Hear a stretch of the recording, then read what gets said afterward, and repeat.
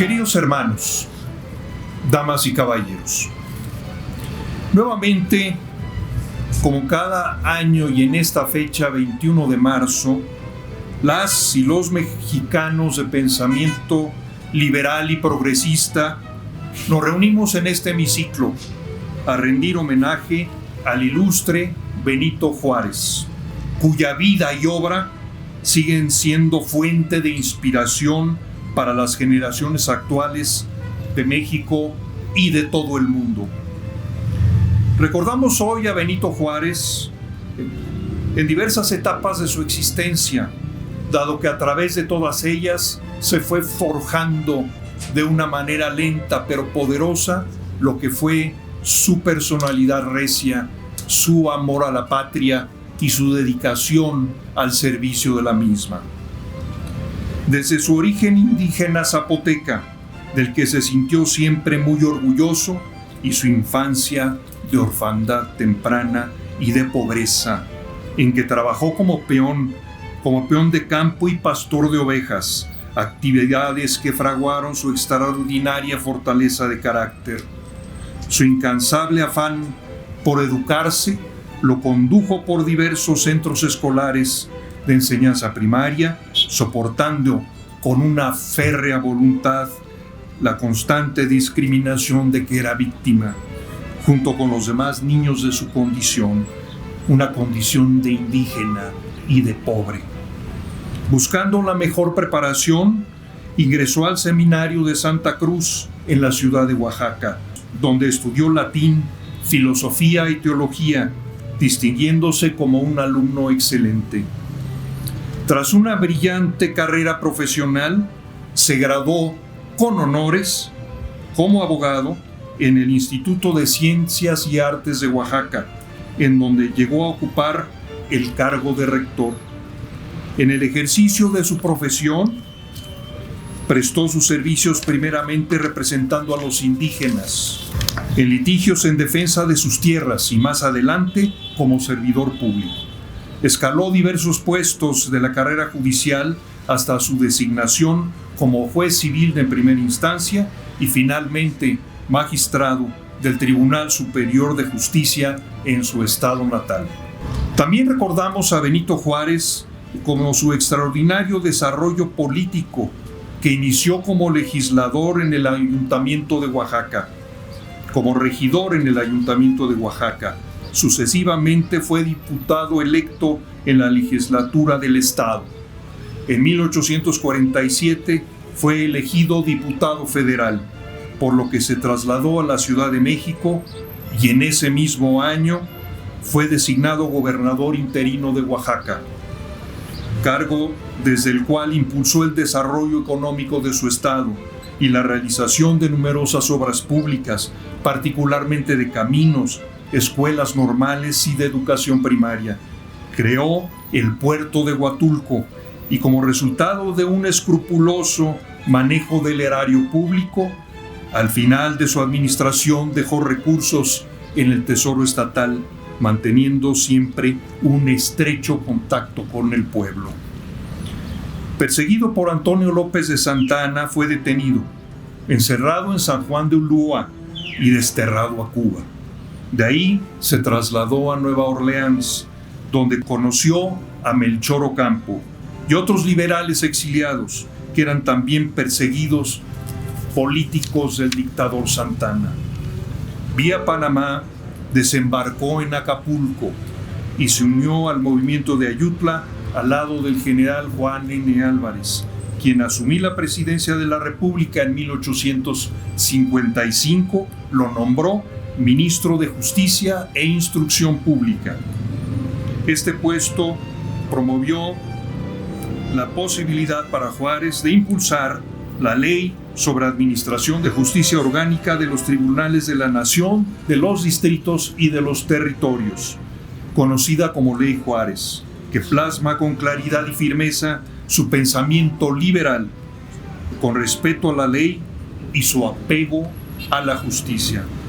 En ella acotó el fuero militar, el fuero religioso y suprimió los tribunales especiales, estableciendo las bases del Estado laico, organizando la administración de justicia sobre criterios de derecho civil y derecho público, y proclamando la igualdad de los individuos frente a la ley.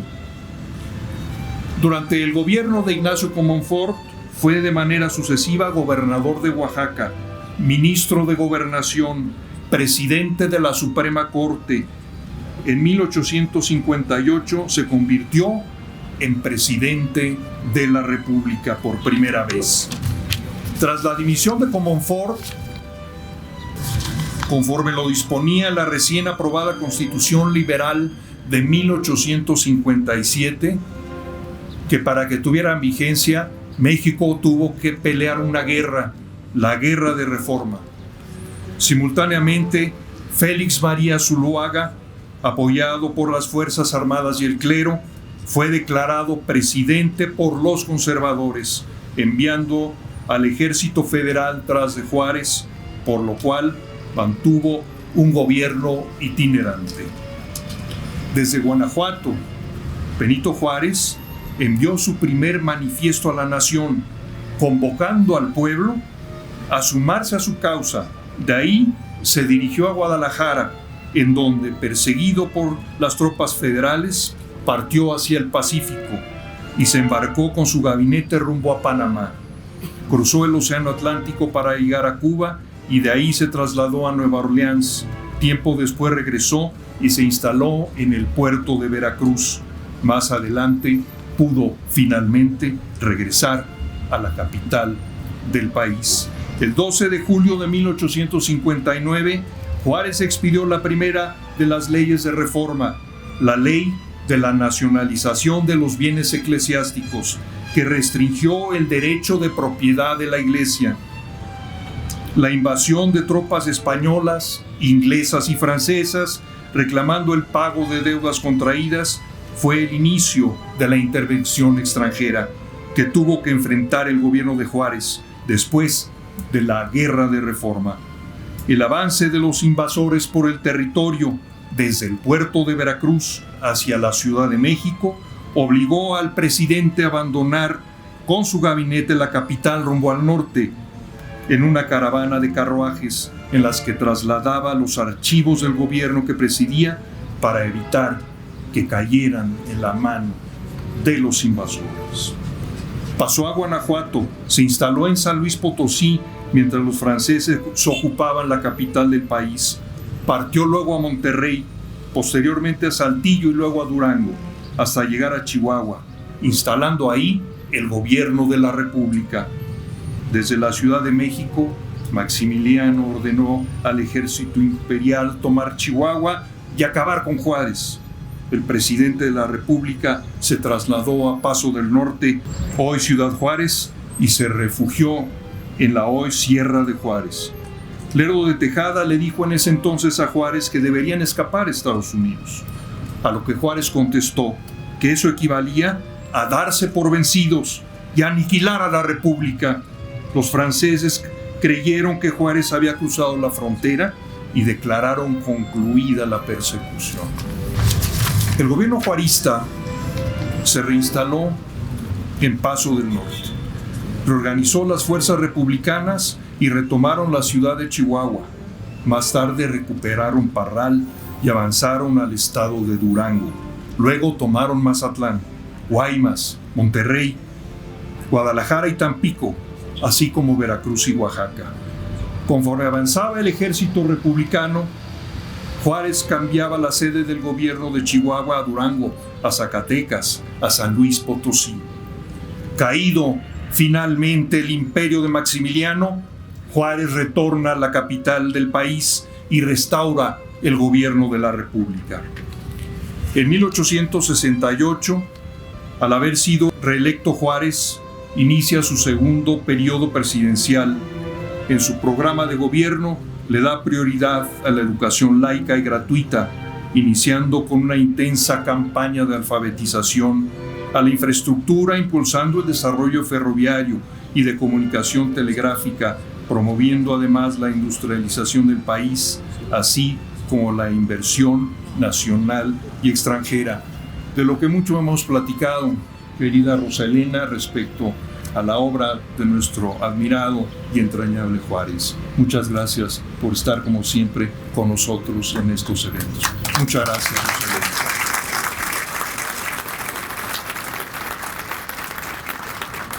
En las elecciones de julio de 1871, Juárez es nuevamente reelecto por un tercer mandato constitucional que concluye el 18 de julio de 1872 con motivo de su fallecimiento.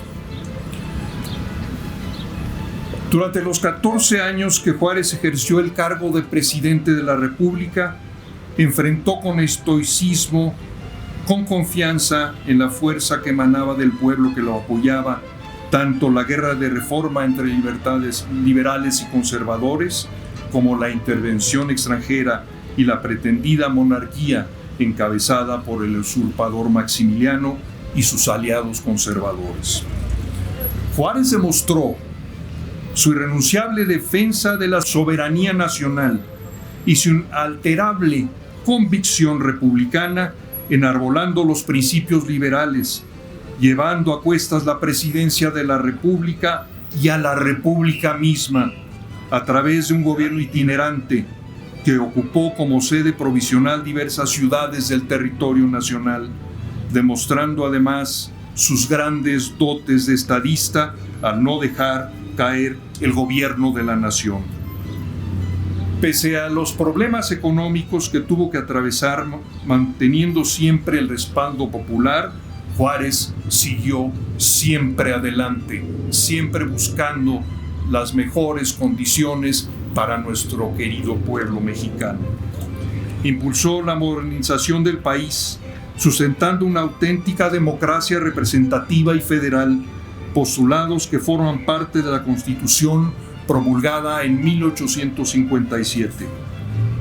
En su concepción, el gobierno debe de ser protector de las garantías individuales, defensor de la nación y de las libertades públicas, como lo planteó en su manifiesto a la nación en enero de 1858.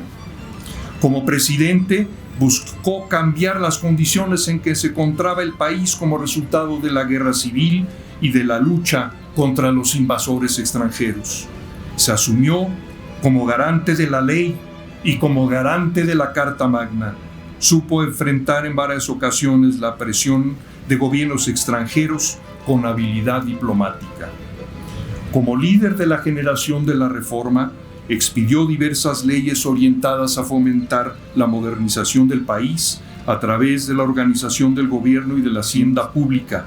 Impulsó la colonización del territorio y la infraestructura de comunicación interior.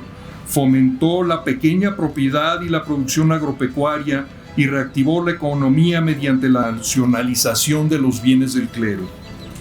Todas estas medidas, todos estos esfuerzos de progreso de la vida nacional acabaron con el monopolio de la educación y garantizaron la libertad de expresión y de conciencia. Consolidaron en buena medida la unidad nacional. Muy importante, la unidad nacional en torno a los principios liberales de igualdad ante la ley, fortalecimiento de la democracia y la soberanía popular. Conquistada y restaurada la República, Juárez organizó el gobierno logrando sanear las finanzas públicas y mejoró la situación fiscal, dándole a México estabilidad política y continuidad democrática. Siempre consideró que la instrucción pública es el fundamento de la felicidad social, el principio en que descansan la libertad y el engrandecimiento de los pueblos, que era necesario garantizar a los jóvenes en las escuelas que tuvieran la posibilidad de aprender e investigar sobre la razón de las cosas, guiados por la verdad y no por los errores y preocupaciones que hacen infelices y desgraciados a los hombres y a los pueblos, como lo transmitiría tantas veces Juárez a su familia a través de sus cartas. Al honrar a Juárez, en el aniversario de su natalicio, reconocemos su espíritu republicano, que sentó las bases del Estado mexicano moderno, sustentado en los principios del laicismo. Reconocemos ahora como lo hemos hecho siempre, al estadista que sujetó la actuación del presidente de la República al cumplimiento de la ley y a los más elevados valores éticos. Evocamos al presidente que mantuvo la unidad nacional como fundamento del progreso del país, que promovió el respeto mutuo como vía para la paz, tanto en los individuos como entre las naciones. Como liberales del mundo moderno, nos corresponde mantener vigente el pensamiento de Benito Juárez para que siga siendo luz e inspiración a los ciudadanos de hoy, a las ciudadanas de hoy, que nos permita combatir los intentos de quienes pretenden, en aras de sus intereses particulares o de grupo, impedir o obstaculizar el porvenir de nuestra patria, desmantelando las instituciones que lo garantizan. ¡Viva Juárez! ¡Viva! Es cuanto, muchas gracias.